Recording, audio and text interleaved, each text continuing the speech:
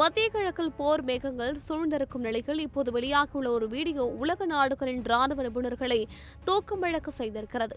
பொதுவாக ஒரு ஏவுகணை வானில் இருந்து வரும்போது அதனை இடைமறித்து அழிப்பது எளிது. ஆனால் ஈரான் ஏவிய ஏவுகணை ஒன்று வான்வெளியிலேயே பல துண்டுகளாக பிளந்து தனித்தனி ஆயுதங்களாக இலக்கை தாக்கும் அதிர்ச்சிகரமான காட்சிகள் இப்போது கேமராவில் சிக்கியுள்ளன. வெஸ்ட் பேங்க் பகுதியில் இருந்து எடுக்கப்பட்டதாக கூறப்படும் இந்த வீடியோவில் இரவு நேரத்தில் வானில் இருந்து ஒரு நெருப்பு கோலம் கீழே இறங்குகிறது.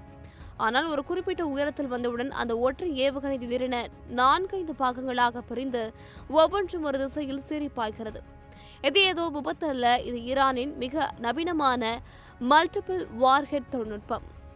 இந்த தொழில்நுட்பம் இருந்தால் இஸ்ரேலின் அயன் டோம் போன்ற பாதுகாப்பு கவசங்களால் கூட ஏவுகணைகளை தடுப்பது என்பது இயலாத காரியம்.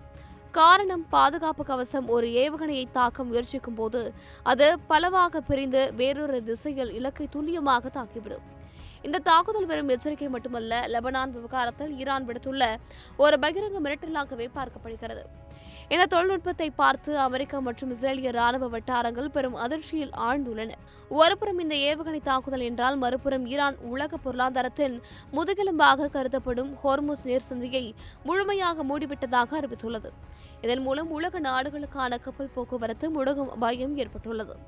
அது மட்டுமில்லாமல் குவைத் மற்றும் பஹ்ரைனில் இருக்கும் அமெரிக்க ராணுவ தளங்கள் மீது ஈரான் தாக்குதல் நடத்தியுள்ளதாக தகவல்கள் வெளியாகியுள்ளன.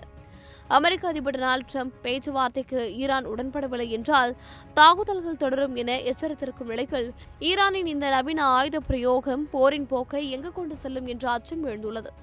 தற்காப்பு தாக்குதல் என்பதை தாண்டி இப்போது தொழில்நுட்ப ரீதியாகவும் ஈரான் பலம் பெற்று வருவது உலக நாடுகளுக்கு விடப்பட்ட ஒரு மிகப்பெரிய சவாலாகும்.